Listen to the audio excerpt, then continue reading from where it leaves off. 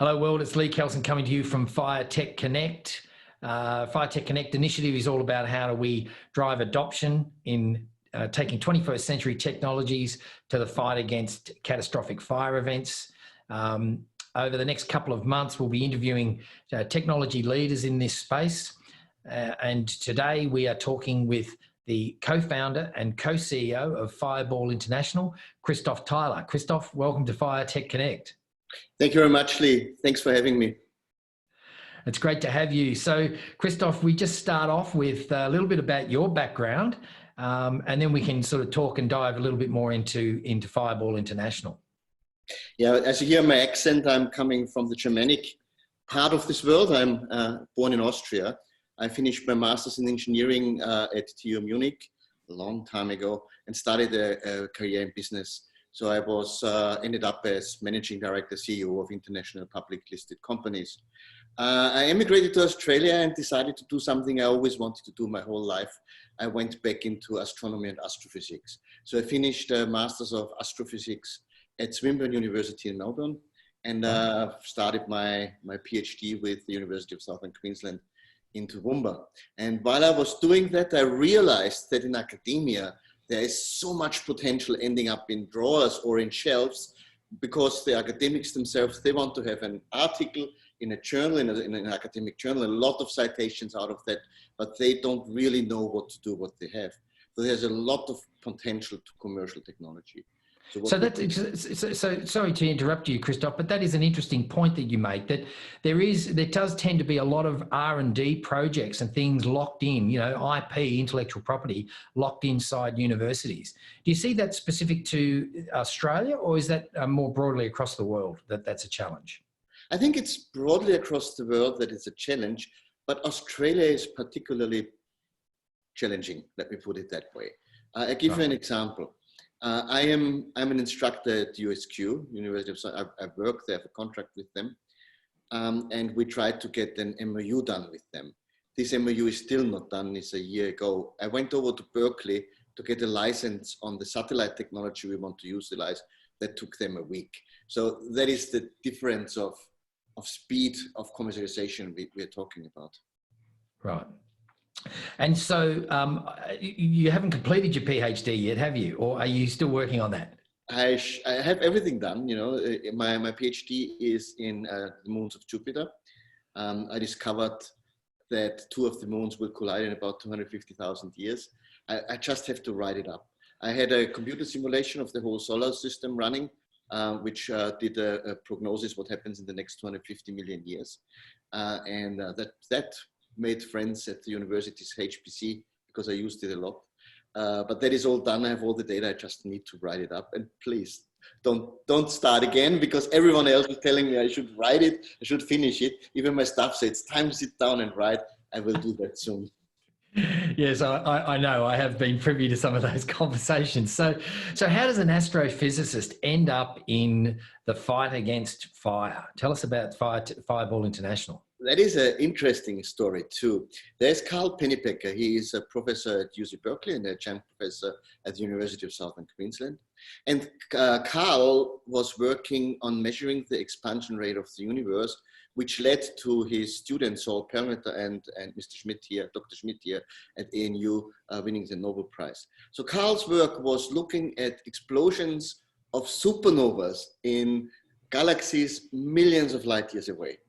So the technology he used to do that is exactly the same on the methods to spot fires on the ground. So Carl thought, if I turn my satellite around, not literally, but if I look downwards instead outwards, I can find fires on the ground with the same technology we have here. Because what we're looking in the supernova explosions is a very small signal in a lot of noise. And we do the same with fires on the ground. We're looking for a small signal in a lot of noise.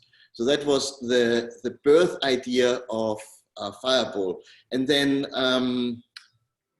Tim Ball came on board, and that's the ball in Fireball, who did fire mapping services for Carl Fire the last 20 years with high sensitive technology, which is mounted underneath airplanes, and they fly over the fires and map fires in real time to give firefighters exact status what the fire is and where it is and how big it is and what the energy is that is released.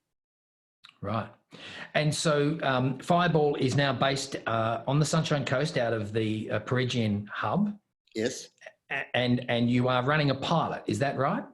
Well, Fireball has already an implemented system in California. We are part of a collaboration between a range of universities. I show you who is our collaboration partners. I have a nice slide for that. If I Beautiful. Quickly, you see here, we have the UC San Diego there with the Scripps Oceanography Institute. We have UC Berkeley, Lawrence Livermore Laboratory. We work with the Australian National University, the University of Nevada in Reno, USQ, with the Alert Wildfire Network, with the Australian Space Agency, of course, and also we are part of the Australian SmartSat CRC here in Australia. So we have already a system up and running in California. We are part of a contract there, which was sponsored by a few power companies and the state of California, and it runs through the University of San Diego. And our part is to give the satellite data, to progress and process the satellite data and fuse it with the ground-based sensor data to make an early wildfire detection system which detects fires within 3 minutes. We have already a case study done by the American Weather Service, NOAA, and what they did was they looked at the time frame of a particular fire. In this case, it was the Kincaid fire. And I can show you a short video of that too. The satellite used by us detected the fire within a minute, 66 seconds to be precise. And the ground-based sensors confirmed it within about 2.5 more minutes than that. So I just share my screen. This is a short video of the Kincaid fire when it happens. I hope you can see it. What you see here is industrial estate, a power plant. And that was a lucky strike for us because we usually don't know when a fire starts, but we know it exactly because the light goes out when the power line fails and the fire starts here in about 10 seconds or so you will see it. So the light goes out, the fire starts. This is a time-lapse video. So about now, the satellite says, oops, there's a fire, and gives the information to the ground-based sensors, and the ground-based sensors confirm that within a minute. And the ground-based sensor looks like that. So you see here, the ground-based sensor was steered by the satellite to look at the fire and determine that there is a fire. This is one of the Alert wildfire systems sensors. So wow. We have already this system implemented and up and running in California, and we are now discussing this with the stakeholders in Australia to have it up and running before the next fire season. But the coronavirus made a little dent in this plan, so everything is slowed down. But we still hope that we can get at least a pilot project on the Sunshine Coast up and running by then. So, I mean, that's an interesting point. You know, obviously COVID-19 has created a lot of disruption and challenges, but at the end of the day, we are moving into our fire season. How likely is it that you'd be able to implement something like this, or at least a trial for this fire season now? I think we will not be ready by the beginning of the fire season, but I think into the fire season, will have a trial up and running here on the Sunshine Coast. But the problem is fire seasons are starting earlier. I remember a time when California and Australia, especially Queensland, were not overlapping. So we could share resources. When the Californian fire season was over, you know, they had a break, and then the Californians could fly their equipment over, the helicopters over, etc. And then they shared equipment. And when our fire season was over, we did the same in the other direction. Now the fire seasons were overlapping. When I left here, Parisian beach last September, the fires were raging here. And when I arrived in Berkeley, the fires was raging over there. So there was no chance that resources could be shared anymore. And I think that means the fire season gets earlier and earlier. And that's what I mean. I think we will not be ready by this fire season. Not because we don't have the technology ready, it's because of all legal and commercial infrastructure we have to put in place first. So what early detection systems do we currently have now? What are we using for early detection? Well, Queensland is relying on eyeballs on the ground dialing 000. There are a couple of systems installed.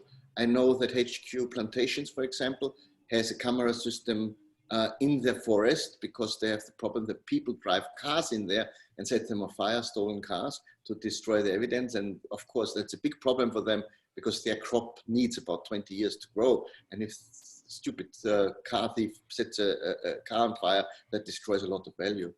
I know also we are talking to the Queensland Parks and Wildlife Services. They have a German camera system installed, 6 cameras there, which we can use to feed our artificial intelligence. The problem with these camera systems in place right now, they need personnel sitting in front of a screen watching it. It's the same like in Victoria. In Victoria, we have people sitting on masts in crow's nests with binoculars, volunteers who are watching in high fire season the forest if a fire is starting and calling it in. So how, in the scheme of things, how important is early detection and first response to the fire problem? There was a study done in New Zealand where they measured the response time from a fire starting to the first 000 call coming in. Because we usually don't know when a fire starts. Only the arsonist, if there is one, or someone who sees a lightning strike and presses a stopwatch, knows exactly when the fire started. Otherwise, we don't know it. We were lucky in Kincaid because we saw the power line failing. This study in New Zealand determined in controlled burns that it takes between 25 and 35 minutes before the first 000 call comes in. And that is in high density areas. And in low density areas where not many people live, it can take up to 1.5 hours before the call comes in. Now, the time frame from then is the call comes in, then it goes to the emergency services. The emergency services give it to the local incident commander. Here in Noosa, it would be Calandra. Calandra then gives it to the Rural Fire Brigade. They get ready, you know, they are fast to get the gear on, go to the shed, take the truck out and drive to the fire. They don't, at this stage, they don't know what is the fire, where is the fire, how big is the fire. They don't know anything. So they go out and do an assessment. When they've done this assessment, they say either, yeah, we can handle that, get the second truck out or get the neighboring brigade in to do that, or they call in and say, look, we need more resources here. But the time frame from the fire starting until the fire brigade can assess it is a very long time frame. We reduce this time frame to maximum of 10 minutes, and we detect fires, as as I shown you in the Kincaid case, within 3 minutes. So that is it's a significant saving. So that's amazing. So, yeah. Sorry. No, go on. You go ahead. Yeah, we talked to the federal government, and we commissioned a study with the Australian National University, which is not finished yet. So everything I say now is preliminary results. This study looked into the economic benefits for Australia of a system that detects fire within 10 minutes. And that can be the guy sitting on a crow's nest in Victoria detecting it within 10 minutes. So a system that detects a fire within 10 minutes, what would be the economical benefit for Australia? And they studied the preliminary numbers, and I have to wait another week or so until we have the final version of it, says if we are not considering damaging effects of climate change in the future, in the near future, it will be about $8.2 billion a year. And if we're considering that fires get worse because of climate change, it will be about $14.6 billion a year. So any system that can detect the fire within 10 minutes and give a notification to the authorities, to the emergency services, will save Australian a lot of money. Wow. That's amazing, Christoph. It's fantastic technology. If people want to find more about Fireball International, what's your website, or where can they contact you or find out more? So our website is like our company name. It's fireball.international. There is everything on it, and I'm more than welcome if someone wants to know more. He can write to me. It's christopher.tylor@fireball.international, or I think my contact details will be on the FireTech website anyway. Please, everyone who wants to contact me can contact me. I'm also on LinkedIn, so you can join with me and start a discussion there. Excellent. Thank you very much for your time today, Christoph, and we wish you all the best. Thank you, Lee. Thank you for having me. Present.